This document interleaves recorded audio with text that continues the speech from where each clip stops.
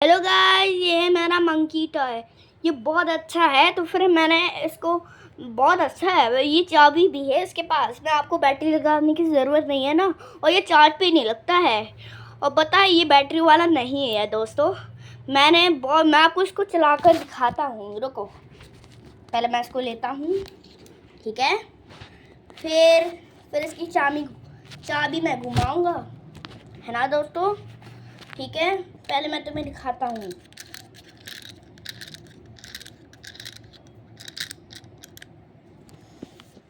दोस्तों मैंने इसमें चाबी मान दी है। चलो मैं इसको चला कर दिखाता हूँ।